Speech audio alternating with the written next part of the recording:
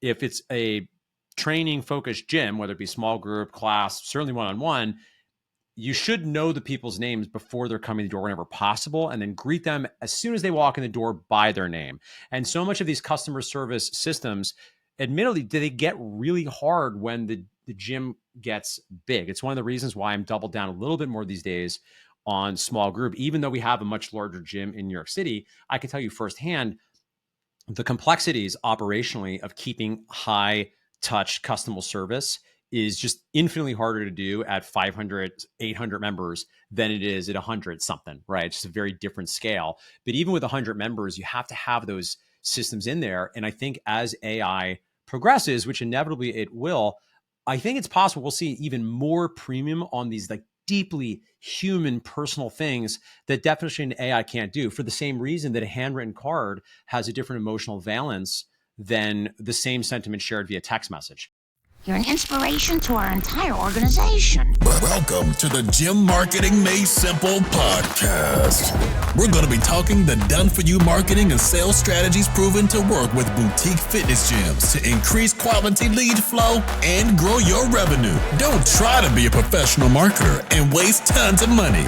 Let the experts at Lasso do it for you. And now, here are your hosts, Blake Ruff and Sherman Merritt. All right, guys, here we go. Another episode of Gym Marketing Made Simple with Blake and Sherman. Today we have a return guest. It's the Mark Fisher, who needs no introduction. But if you need an introduction, I'm going to let him do that, guys. But we've been talking offline.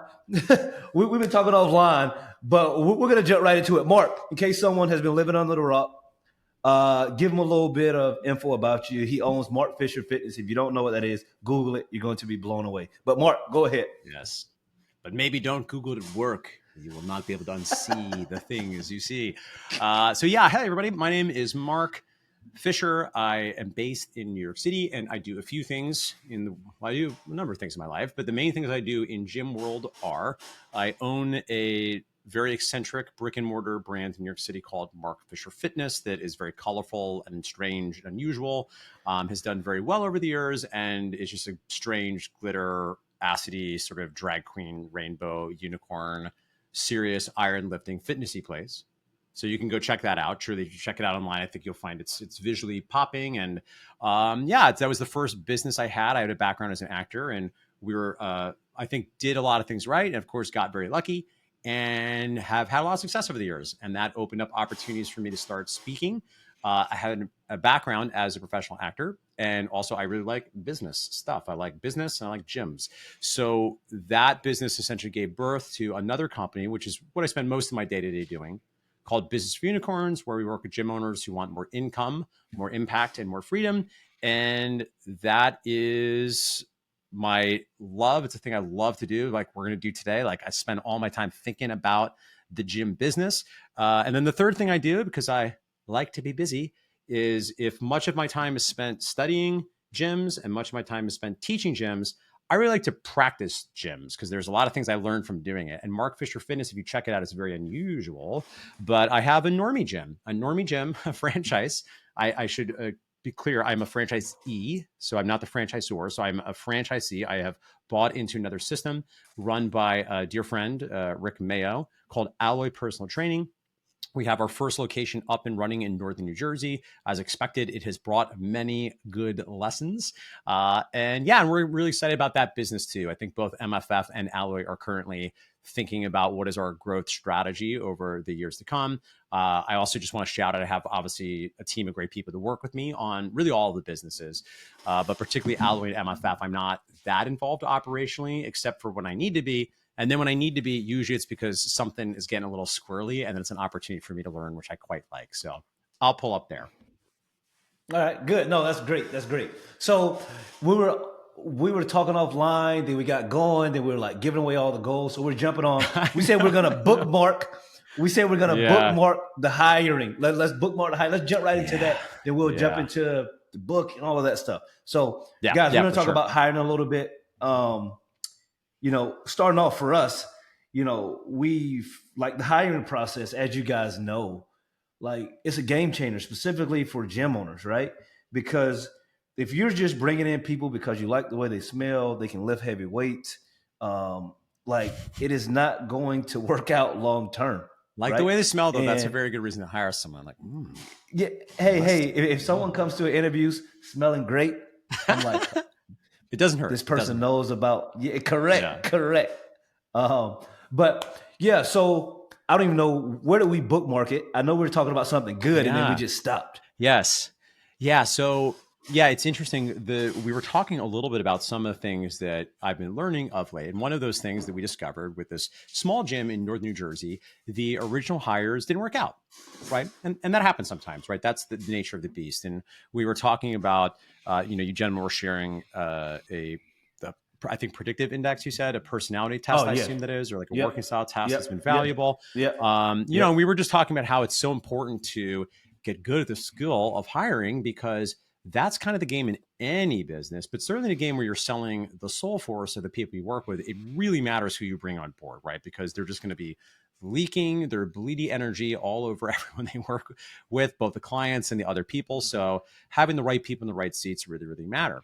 And one of the things that I've known to be true, but with the Alloy situation was like, oh, yeah, this is a good lesson to relearn here, is if you get good at hiring, and you should develop a system, and we can dig into some tactical things here. But some examples are, yes, personality style tests are valuable. I'm a big proponent of something called a stress test, which a lot of people skip, which is like make them do the job in a stressful environment and then see what happens, because sometimes you get a very different set of learnings than you might from just a traditional talk interview, which can serve its place as well. But even when you get very good at hiring, right? And at this point, I've had over, God, I'm probably pushing 110 employees across the companies that I've either directly hired or been involved with. In practice, I think anybody that has been in the game long enough will come to understand there's always going to be some element of luck, right? And I think this is probably a proxy for business in general. You're not omnipotent. It's good to get ourselves psyched up, right? Let's read Jim Rohn, let's get psyched up and ready to go. But luck is always going to play a role. And in hiring, certainly if you have no skill, you're really in trouble, because now it's all luck, right? And this is not a thing you want to really just be like, I hope I hire the right person. They seem like a good hang, right? And full disclosure, if that's the way you've been hiring, well, that's the way I hired in the beginning. But you know what? I got really lucky and it worked out good. And I hired like amazing people. And, that's evolved over the years. They weren't necessarily all the people that they're almost all gone now. I love them, but in really good terms, the vast majority of them. But eventually, when you take your business serious, you start to develop these SOPs, right? And the thing to appreciate is, and I'm making up these numbers, they feel directionally right, Yeah. that when you get very, very good at hiring, if you have to hire one, as is the case often with us, where you don't get to work with them 3 months first, because I should say that's the best way to hire someone. Work with them for at least 3 months first, and then decide if you're going to hire them. But assuming you are not set up such that you can do that, you have an internship, still, I think probably third of the time, you're not going to get it right. And you're almost best off, frankly, like really not getting it right, because then it's obvious to fire them. And what kills a lot of businesses, particularly small businesses, because you're not getting this many reps at bat, which means number one, you're not getting to practice the skill of hiring. But number two, it means that it's not as if there's always this free flow, this new blood coming in all the time. And if you get some people that are just okay, that can really be an issue, particularly for the typical gym. So if you don't get lucky on that first hire, right? I say lucky not only from choosing, but also just who happens to show up, depending on what strategy you use to source candidates. That can make your life tough, particularly if it's a teeny model, right? In my gym in New Jersey, Alloy, for years people have been like, I don't run a unicorn gym in New York. And I think that's fair, right? MFF at its height had 1,000 employees, right? Way too many, like stupid, like the reflection of me not knowing what I was doing. But even this version of MFF, which is smaller, has a lot more employees than a lot of the gym owners listening. Well, if you're only going to have a gym where you say, let's say you're going to have 2 full-time trainers, maybe, or maybe 3 part-timers, you want to get that right. And the thing that I want to tell you is, you're going to get it wrong sometimes, and it's important to move fast when you got it wrong, right? Because no one has ever said, oh, I wish I would have let them go later. I wish I would have held on to them longer before I let go of them. Because this element of luck in a small business presents an issue for us that you don't have when you look at larger business. So as an example, I am a huge fan of Zingerman's Deli in Ann Arbor, Michigan. Look them up if you don't know them. Love them. Amazing business. And they have done a great job over the years of hiring people from their business to really help turn them into entrepreneurs and even partners. And that's a fantastic way that a lot of us aspire to do. And you see a lot of successful businesses that have had a lot of success have done this strategy. Another great example, Danny Meyer, great book, Setting the Table, runs a company called Union Square Hospitality here in New York, one of the real standard bearers for world-class customer service. And famously, they also have grown their business largely by taking people in their business and elevating to them and getting them to grow. And these are great strategies. And you should do this if you can. But understand, a one percenter is a one percenter. The distinction between these businesses and our businesses is they, in their first business, scaled up to 300, 400, 500 employees working there at a given time, to say nothing of the people coming and going. So if you work with 1,000 employees over a couple of years, you're going to have a larger stable of people that are obviously completely, it's a positive way, or completely out of their mind brilliant. Whereas if you only hire one person every 2 to 3 years, it's just different, right? And I'm not trying to be pessimistic about this. I'm not trying to make anyone be like, oh, wah, wah. But I do think it's important to understand that repetition is part of the game, because the other thing that I've observed, this happens sometimes too, another one of my kind of pet hobby horses, right? And I'm saying this is the guy that got the luckiest, right? The guy that got the luckiest. Luck is playing a role in a lot of, it's not the only thing. You can do a lot of things to impact your results, but luck is a role in the game here. And it's not uncommon sometimes, you see a gym owner in a market where, you can kind of tell it's not that dialed in. Maybe they're not a bad person. And you're like, oh, you found like a really awesome person that's just the right fit. And they were able to draft off of that. And you should, right? Because luck is one element, but your ability to claim that opportunity and seize it is also a skill that you should become adept at. But this is an issue, right? And then if you have a smaller gem, you might need your potential dark takeaway. God, we're starting on such a dark note. Might be you need to be willing to fire more people than seems reasonable, right? And I know that's hard, because if you only have 3 people that work there, it's very different than when you have 15 people and you let go of 1, right? Very, very different. It's a lot more of a cost on you and on your business. And it's very cliche, but good is the enemy of the great. It'll kill your A players, being around B players, right? So if you want to be very successful and you want a business that really has legs and provides you some freedom, because you've got a competent person you can trust to mind the store if need be, you're not going to get that many reps at bat. And you're going to have to, in most situations, push yourself to be willing to move on and let other people go into other opportunities when you know that they don't have the skill set. And again, it's hard to do without, I think, some experience to do it. But in general, you're probably better off firing more people than not. That's a weird thing to say, but there, I said it. There, he's tough love. Yeah. He's a nice guy, but he's a tough love guy. Yeah. No, you're right. Yeah, man, I think that hiring is it's a big one. Like, it's a big one that people they don't understand how important it is until you really get into your business and you're trying to grow it and take it to new levels, and you realize, man, the people that I'm bringing on can really make or break this thing. Because once you reach a certain level, you cannot do it all on your own, right? There's a point where you can do it all on your own and you can grow it to a cool spot. But then when you get to that point where you're like, okay, I'm going all in, I am going to get to the next level. And when you start working towards that, you realize, oh crap, if I fire them, I can't do that. I don't have the capacity. I don't have the time. I don't have the people. So bringing on the right people, bringing on the right people is key. But I mean, for me, Mark, okay, like we're talking about the hiring. One of the big reasons we want to have you on, because we want to talk about the quote unquote power pamphlet, aka book, that you just wrote. That you should rebrand it. It doesn't have quite the ring. Mark Fisher's little power pamphlet of gym marketing secrets. But in practice, it's probably closer to a pamphlet than a book. But I do try to say it's a less than 30-minute read. And, careful readers of books and people that have been alive for a while will understand less than 30 minutes. That's a very short book. And it is. But it was meant to be pithy and chock full of valuable things. So that was my intention. Yeah. So tell us a little bit about the book, the title of it, stuff like, let's just jump into the book, man. Yeah, so essentially, this book was my attempt to consolidate my models for how I'm thinking about what a gym owner needs to do to get more leads and more clients, right? It's not the only thing in the world, obviously, but it is true. Even if you want more personal income, if you want more freedom, if you want to have a staff, if you want to have those at reps where you have to bring people on because you need help, that's all going to be downstream of enough people coming in the top of the marketing funnel, so to speak. And Yep.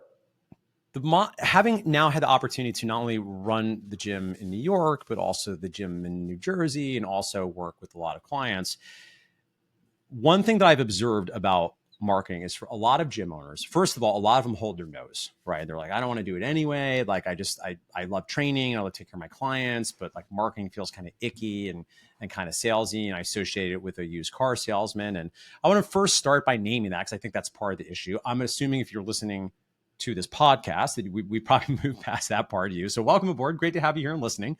And then the next step from there, I think, is starting to then understand, okay, well, if we know it's important now and we're willing to do it, is what should we be doing? Which things should we be doing, right? How often should we be doing them? And like, what is the right amount, right? And although many things in a gym business, and this is true for any function of gym business, there will often be these kind of chicken and the egg systems where we need both of them. We need, as an example, right? In the world of gym marketing, to give you an example, if you have no follow-up process, that's not great. So we need to have a follow-up process. But if you have no follow-up process and you have no sales, well, that's also not great. We really need both of them. Neither of them are necessarily sequential, and you got to get them all in place. However, it does strike me that there are some things that are sequential, number one. And number two, as it happens, you have to do things in some order because you can't actually do them all at one time. So as an example of something that is obviously sequential, if we were to, let's say you hire Lasso, and Lasso gives you 1,000 leads. You're like, oh, this is incredible. Give me 1,000 leads. And let's say the particular funnel set up, and I don't know if this is your funnel, but let's say you're sending them to a website with a headline. And let's say that the headline that this gym has is not good. There's no good pictures. It doesn't load well. There's no call to action. There's no button. So it's amazing. You have 1,000 leads that you spent money for, but if you don't have some place for them to go, if there's no offer, we got trouble, right? Then it's almost not even worth having the leads because the uptake is going to be so small. The model that I use in the book, which then essentially gives you can almost be thought of as this is a checklist, I think is probably the better way to think about this book, because I'm certainly not proposing you should do all of these. You shouldn't do all of these. And I actually recently rewrote the forward based on feedback to put in a whole section to be like, please do not do all of these. These are all the things you can do. It's a checklist. It's a menu. But you're going to have to start with some foundational things. And those foundational things, to my mind, are going to be you need a website that works. You need a good offer so that you know so the people that are coming in know what to do next. You're going to need to have a dashboard of some kind so you're tracking results, because that's how we keep score in the game of business. So we really, really need those in place. And there's a few other in the book, things about an avatar, which, largely is a function to help you understand what is the offer and what is a good website for this particular person. So those foundational tools, I think, are going to have to be in place first. And then all of marketing is a process of people know you exist. They come to like and trust you over time, and then they hire you. So when we think about the various things we could do, the actions, the systems, the tools, some are going to generate leads so that people know you exist. Some are going to nurture the leads. So over time, people come to like and trust you and find you to be likable and credible. Then at some point, they hire you. There's lead conversion techniques, right? We're going to be making offers. We're going to be following up with them. We're going to have sales conversation. And then I would final bolt on at the very end there. At the very end, I would say there's also a place to consider how are you getting this work done on a daily, weekly, monthly basis. So I think we will need planners at some point, which is to say, you do not have an unlimited number of time. So particularly this book gives you all the things you could do. So what are you doing each day and each week that is driving the business forward? And then importantly, how are we thinking about this on a month-to-month basis so we can put together a dead simple marketing calendar to make different kinds of offers and messages to different people that are in your audience. So that's a very high level overview. I'm happy to, if it's useful for us, we can obviously dig into some of the options therein, but I think that's where it all starts. And I would just note that the most common missing thing, I think, for a lot of gym owners are Certainly the follow-up process, I'll just say in a vacuum, usually is the thing where a lot of people drop the ball, and it's 2024, everybody. I'm so sorry. You do have to follow up a whole lot. It's a different world than it was maybe 7 years ago, particularly if you're doing any paid digital.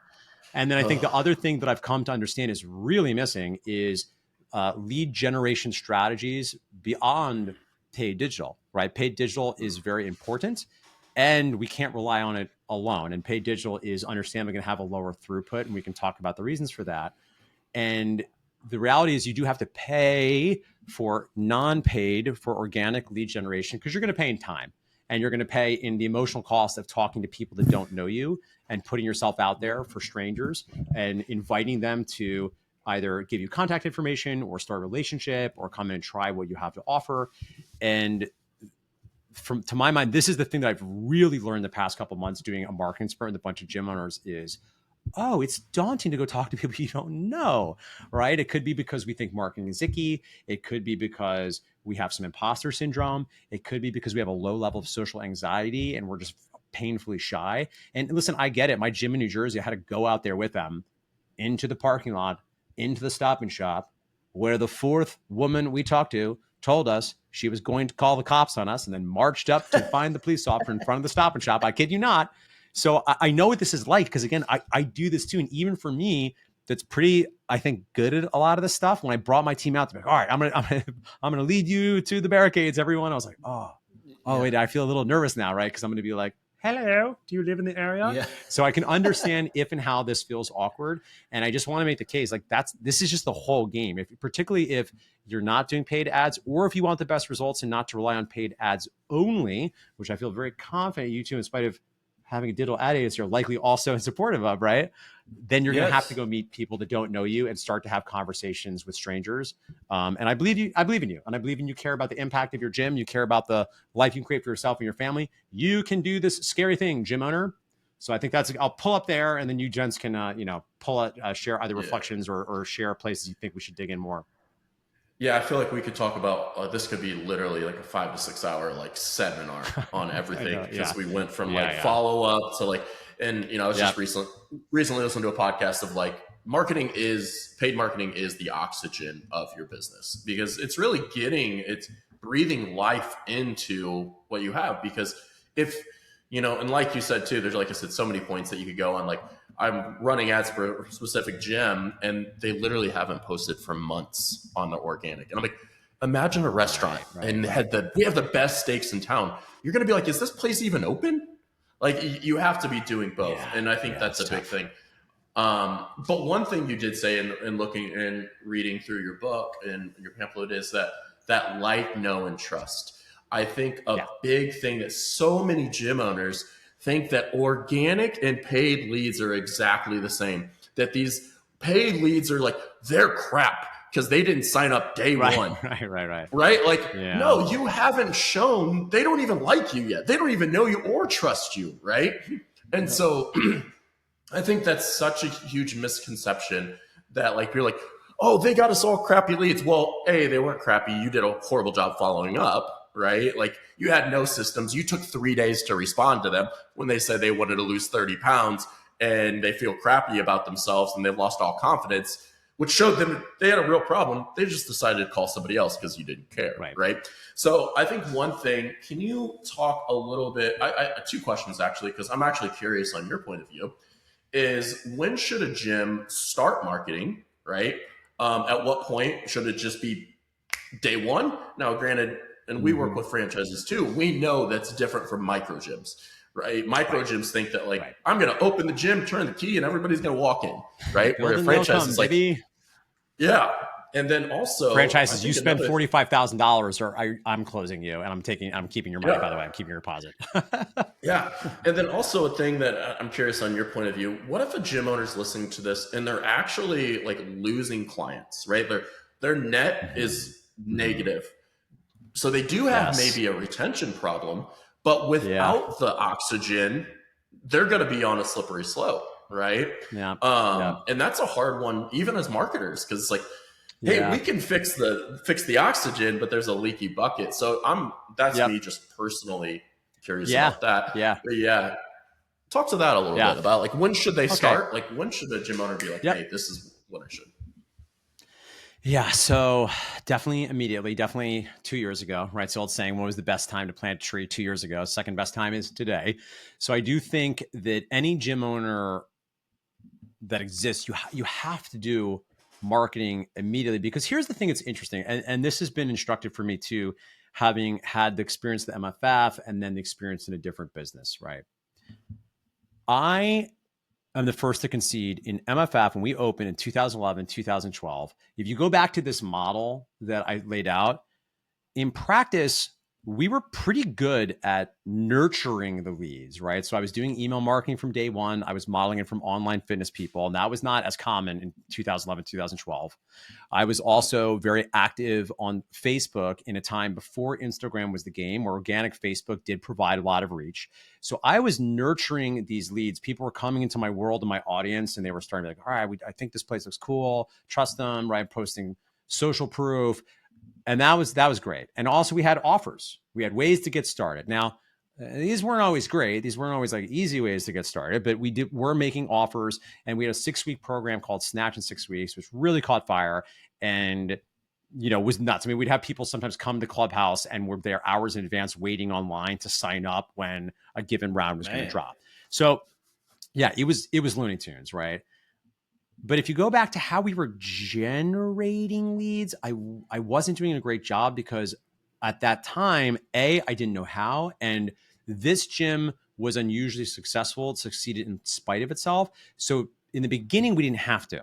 Okay, so let me unpack what we were doing, because we were doing some things. The first thing I did was I did organize my existing database of former clients and of people that I knew.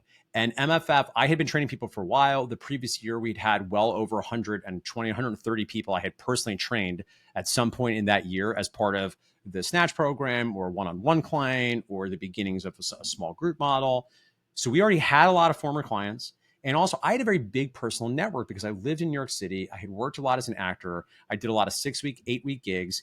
And when I started marketing the emails to nurture the leads, I might not have gotten a lot of brand new people to suddenly become a lead that never heard of me, but I didn't really have to, because I just started talking to the few thousand people that I already had a relationship with, and just started sending them emails, right? And maybe I'd be a little smoother about this. And again, it was a different time, I'm the first to admit, but these were people that already kind of knew me, already, I think, kind of liked me, thought I knew I worked out a lot, right? Knew it seemed like I was kind of credible. And particularly working in the Broadway community, which was very insular, that created, I think, this vortex whirlpool effect, which became Mark Fisher Fitness then became the place to go to in this particular kind of community. So a potential takeaway for people listening is part of how you start marketing immediately is before you even need to worry about going out and getting new leads, which you should, but at the very least, we want to organize your existing database. Who are the people you already know that you would say hello to in a grocery store, for whom you already have contact information, who already know you and probably like you and trust you. And then depending on your setup, if you have any stable of former clients or unconverted leads, or people that have explicitly expressed interest in working with you professionally, well, holy crap, you better be talking to those people on a somewhat regular basis. So the first step I always like to do is I always start with, okay, well, who are the people in your neighborhood? Who do you already have as contacts? Okay. The other tool that can be very powerful to generate new leads that doesn't require either paid digital or meeting strangers is referrals, right? Because now you're having your clients introduce you to other people. And at Mark Fisher Fitness, this was the game, because I don't think we made it particularly easy for them to refer. I think we probably could have done it better, but people were dragging their friends in by their hair. So again, this is a gym that is instructive, because we won by doing sometimes things you shouldn't do, because fulfillment was so strong, and that's not replicable, right? That's not scalable. And that's even for a place like MFF, that's not your 30-year plan. That's not going to happen for 30 years unless you're very lucky. There are gym owners in the world that you're just lucky, right? You're in a lucky market where there's not really competition and there's nowhere else for your clients to go. And your team is very happy to make not a ton of money because it's a good gig and they like it. And they're not looking over their shoulder at other opportunities because there really aren't any. So, but in practice, most gyms listening, even if you had the fortune that MFF did, where you just were shot out of a cannon, you do have to professionalize at some point, because it's likely not going to be your 20-year plan, because things are going to change. You're not going to have the same staff for 20 years. So now we go back to like, okay, well, what do we do for marketing? All right, so I know I need to market. So maybe you don't know a lot of people The average person knows 600 people, but maybe you don't. Maybe you know 70. Okay. Yeah. Okay. Well, maybe your gym is new, right? And you haven't been training that long. So you don't have a lot of former clients and unconverted leads. All right. Well, let's say you don't have a lot of clients. Maybe you only have 10 clients. All right. Well, that's not going to be a lot of referrals either, because that's also a law of numbers. Okay. Well, what do you do? Now we really need to get into the marketing. And again, at the risk of being very reductive, you're either going to pay for the leads with money, or you're going to pay for the leads with time and maybe overcoming a little bit of anxiety around conversations. Those are literally the only two things you can do. And paid ads are still the most valuable tool you can use, because if you have the money for it, there's no other way where you can just press buttons and for such little time investment, get more leads in. And you're going to have to follow up a lot. So you're going to usually need some kind of automated solution. You're going to need to be on those leads more than you think you should, because your throughput's not going to be through the roof. On the other hand, literally going and talking to strangers, either one-on-one via hand-to-hand combat, and I'm talking like literally going into parking lots, when you're on the line for coffee, at live events, if your town is having a live event, at health fairs, at lunch and learns, et cetera, and going to have conversations. Your other option is you can do it at scale. You can try to get business partnerships going, but those often will require, I would say, and I make up this number, it feels directionally accurate. Your results will vary, but I think 1 out of 20 business partnerships will work out for you. You're going to have to kiss a lot of frogs there. So both the curation of business partnerships, as well as hand-to-hand combat, having conversations, giving, hopefully, again, an offer, right? Hopefully we have a good offer for them to do something with you, even if it's the next step, come in for a free strategy session. There's different ways one can bake that out, but you will have to pay with time if you're not looking to pay with money. And in a perfect world, you're going to be doing both of those. So I'll kind of pull up there. I know we have another question we'll go into in a moment, but just want to see if you gentlemen have any additions or reflections to that. But that will give you hopefully some insight. Start marketing now. Start with the list you have. Make sure you have a good referral thing in place if you have sufficient clients. And if you don't have a list and you don't have a lot of clients, then you're going to pay for your leads, or you're going to pay for time and go out there without paid digital, go meet strangers. Yeah, no, I love that. No, that was great, because we talked to, so many gym owners. They're like, well, I'm trying to get out and, they're spending a lot of time trying to talk to people out and tabling events and all of this stuff.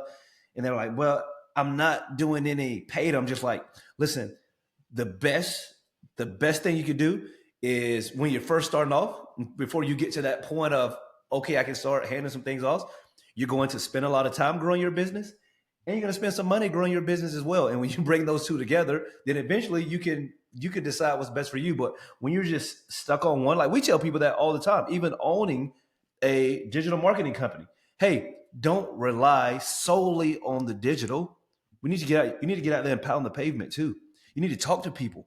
Because again, there's something big about that human connection. Oh, I remember meeting that guy, Mark, at the coffee shop. I was just trying to get coffee. He started talking to me, and I was like, oh, okay. And then it was funny. After I talked to Mark, I had never heard of it. Then I get on Facebook and I see this ad. It must be a sign.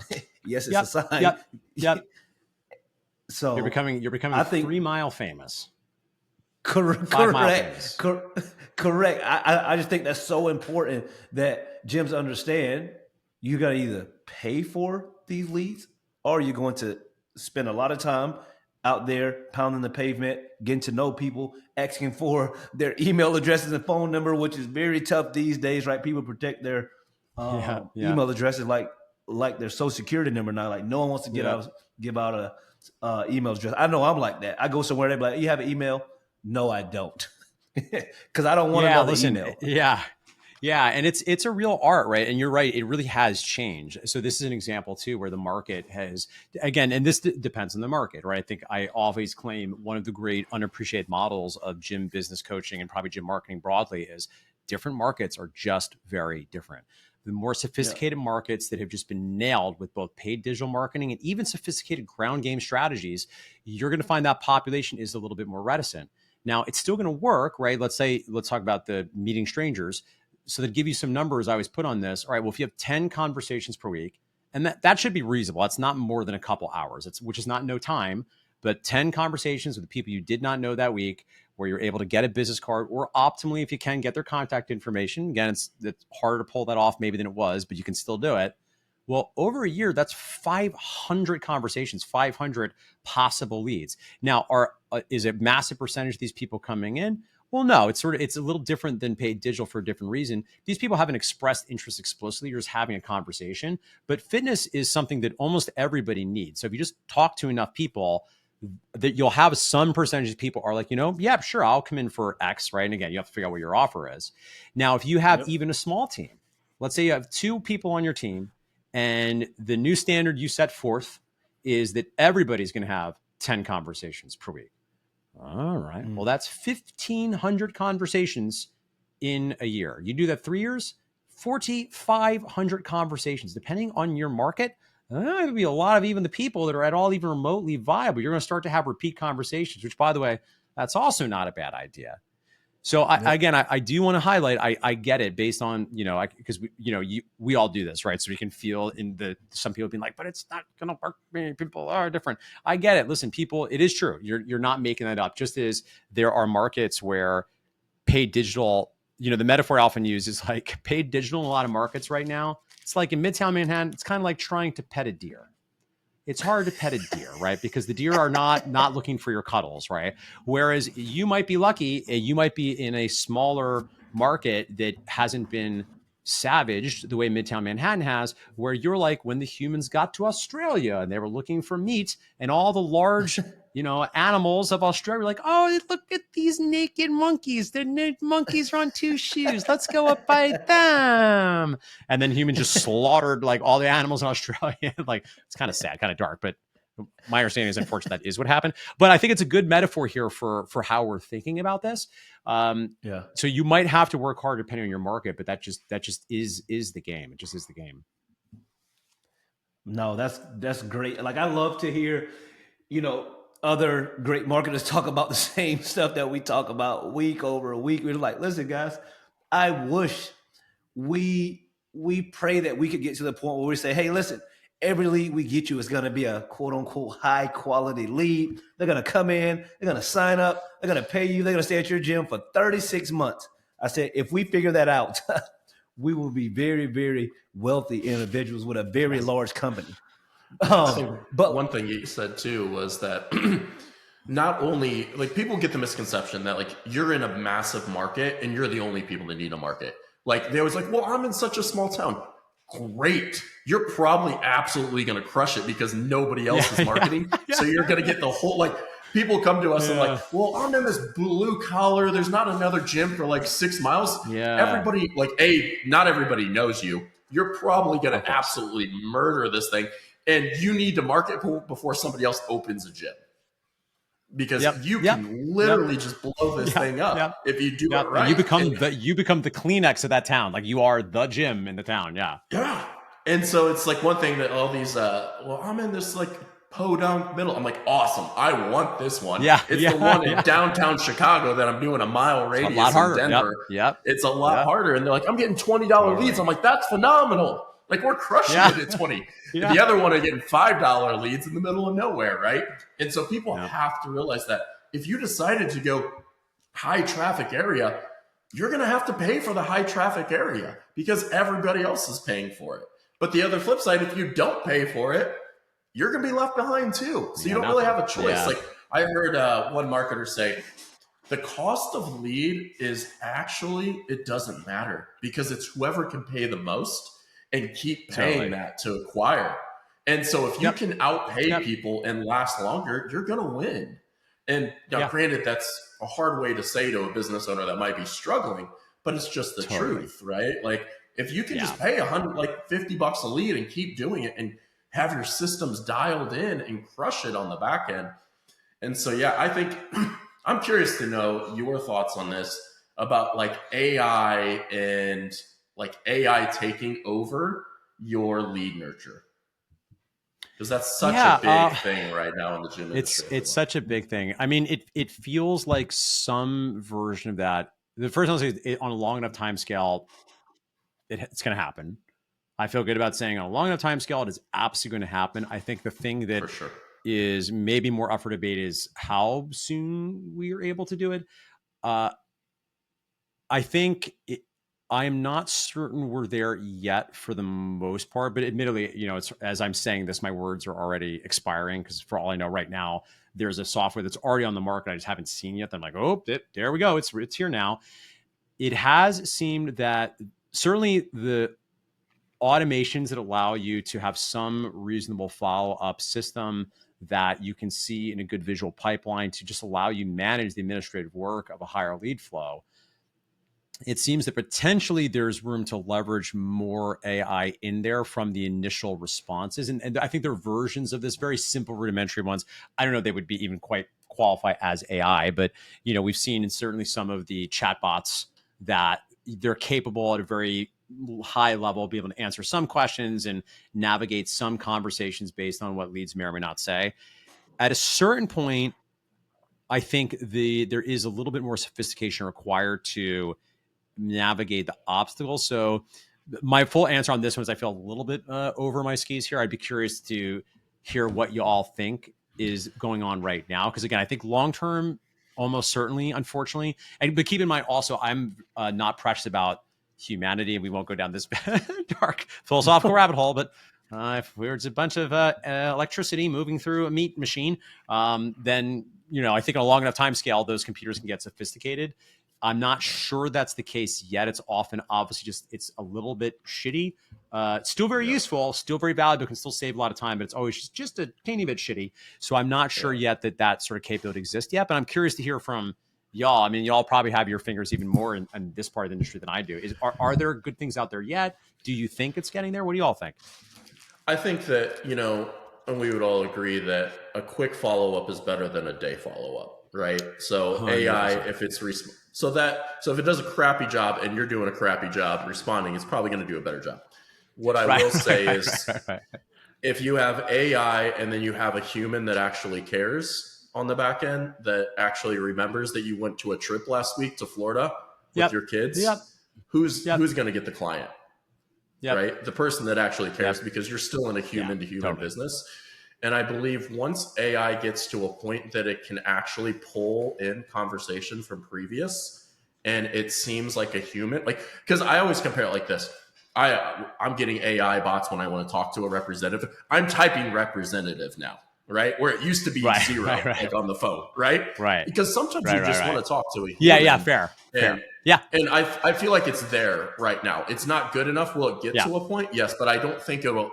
I think the gym that always, just like your gym, Mark Fisher Fitness, that prioritizes people and the relationship is always going to be the gym that tries to automate. Yeah, I think, it feels so much that's the case. And I might even argue that as these things progress, the thing that makes that so valuable is its inherent. You can't game that, right? It's not a scalable thing, like to just deeply give a shit about people. And listen, there are systems you can do, and this maybe touches a little bit on the retention conversation. The Ford acronym, family occupation, what's the R? Dreams. I can't remember what the R is. Relationships, maybe? I'm not sure. But essentially, there are ways to aggregate and keep in. You have a decent CRM. You can have the most important things around what their goals are, who's in their family, what their job is. And you can find ways to make it a little bit easier, but it's still going to require work of your staff to take the time to review the names of the people coming in and make sure, oh yeah, that's Billy's name, right? Because, any gym worth its salt, particular types of gyms that we tend to work with, if it's a training focused gym, whether it be small group, class, certainly one-on-one, you should know the people's names before they're coming to the door whenever possible, and then greet them as soon as they walk in the door by their name. And so much of these customer service systems, admittedly, they get really hard when the gym gets big. It's one of the reasons why I'm doubled down a little bit more these days on small group. Even though we have a much larger gym in New York City, I can tell you firsthand, the complexities operationally of keeping high touch customer service is just infinitely harder to do at 500, 800 members than it is at 100 something, right? It's just a very different scale. But even with 100 members, you have to have those systems in there. And I think as AI progresses, which inevitably it will, I think it's possible we'll see even more premium on these like deeply human personal things that definition AI can't do, for the same reason that a handwritten card has a different emotional valence than Correct. the same sentiment shared via text message. It's not to say there's nothing wrong with sending a text message. I think that's great too. But another, again, kind of, please steal this, write this down, done for your system, is any gym worth its salt should have, if not weekly, at least a monthly quota of handwritten cards that is being sent by the owner and or the staff to celebrate their members for various things going on in their lives. That is an actionable expression of how deeply you give a shit about the humans that are choosing to invest their time, energy, and money working on their fitness with you. Yeah, I love that. So I know we gotta get ready to run. I want to ask you, I'm gonna ask this question, then I'm gonna figure out where they can get the book from. Great. What are one or two action items that you would tell? Let's say that a gym owner can't read, right? Like, I can't read. I'm not smart enough. Okay. Yeah, what are one or two action items that you would tell them to take from the book today, that they could do today? Yep. Yeah, these are great, and these are actually ones we've already touched on again. So I'll just bang through them again quickly. So we're like, clearly go and do this. The first is, if you've not yet organized your database of contacts of personal relationships, former clients, unconverted leads, we got to get that done ASAP, because those are people that in theory are an existing asset that you can already be talking to, could already be making some kinds of offers that in some situations with love for you, they just forget that you have a gym, or they might, in many situations, they might not even know you have a gym. They might need services just like you, but because you're not reminding them that you exist and giving them a clear next step for the way to work with you, that's a missed opportunity, right? So I'd say organize the database, start talking to people that already know you. The second one I would say is, we got to be generating new leads on a long enough time scale. Everyone leaves. You always have to be meeting new people. So in addition to organizing the people you already know, we need to find some lead generation skill. Obviously, paid digital is something there's a appropriate topic on this podcast, and I would just advocate for creating some dead simple system with a dead simple script with whatever is doable for you. Maybe the first week it's I'm going to have 3 conversations with strangers per week, and then maybe you ramp it up to 10 or even more, so that every week you're talking to people that you do not know, that previously did not know about the gym, and you have a warm, loving, gentle little conversation where you share with them a little bit about who you help, how you help them, and what they might want to do next if they ever want the opportunity to work with you. And then the third thing is, which again, I imagine if you're listening to this, you've already got this dialed in, but forgive me while I say it again, we need a follow-up system that works. You need to follow up fast. You need to follow up more than you think. You need to follow up. The way that I think about this, and this will circle back to the first point I said, is the first 14 days, you're my freshie. And when you're my freshie, I'm going to give you lots of outreach. I'm going to hit you probably 20 times, at least in the first 14 days. I'm going to do it on different channels. I'm also going to front load that first day, and I'm going to try to get you as soon as you opt in, if at all humanly possible. And I'll use automations to help pick up the pieces here, since the average gym owner, I get it, you're going to be sessions. Sometimes you can't always do it then and there. But then this is where it becomes a hall of mirrors. Let's say they get to the 14 days and they're no longer a freshie.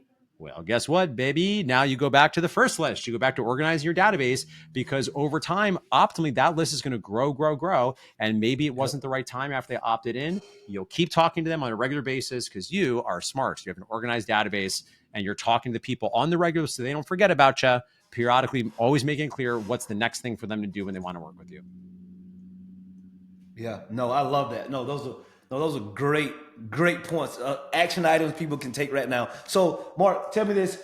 Tell the people, how can they get in contact with you? I know someone listened to this for the first time. They hadn't heard of Mark, but now they're in love with the voice. Hi, friends. How do they get in contact with you? I love you too. A few different ways. I mean, the first thing I'll say is, if you want a free copy of the book, you can go to gymmarketingsecretsbook.com. That's gymmarketingsecretsbook.com. Maybe that'll be in the show notes too, if you want to grab it there.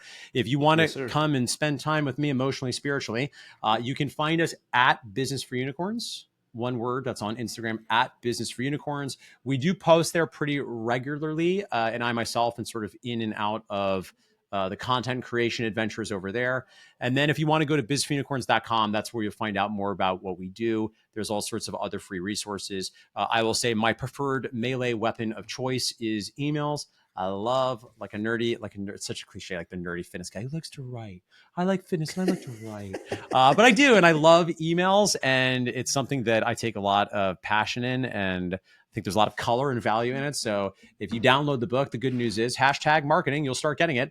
But also, if you want to just go to the website, if the book's not of interest, and sign up for the emails, you can do so there. Because I would love to be in touch with you and help you in any way I can with your fitness business dreams. Perfect, man. That was great. Well, Mark, as usual, it's been a pleasure. We gotta get Mark back sometimes, so we just need to separate all of these and then just I know there's so much to say. Yeah, it's a lot. It's a lot. I feel like so much is left out on this call. I know. It's true. It's true. Yeah, it's the nature of the beast, alas. But it gives us things to talk about indefinitely. We'll never run out of things to talk about on the podcast like this. When there's always a problem, there's always something to solve, right? Very true. Very true. And Mark, just so you know, Christmas time, I'm bringing my family to New York. My kids want to experience the whole thing. So so who knows? Maybe we'll meet. Who knows? Yeah. Please hit me up. And truly, I love New York City so much. It's always an honor for me to be an ambassador in any way I can. So I really take a lot of pleasure. If you want to give me insight into sort of what the family likes, what you might want to do, I'd love to be involved in recommendations for things to do, or restaurants or coffee shops or any of that stuff. I love New York. And I want to make sure you have a great time while you're here in my city. All right. Sounds good. All right, then, Mark, we'll catch you guys later. And as usual, tell a friend to tune in, and we will catch you guys next week. Yeah. Thank you for listening to the Gym Marketing Made Simple podcast with Blake Ruff and Sherman Merricks. We hope you enjoyed. We believe marketing should increase revenue and not waste money. So book your free call today. Head on over to lassoframework.com. That's LASSOFRAMEWORK.com and find the right words, get more customers, and increase your revenue. We'll see you here next time.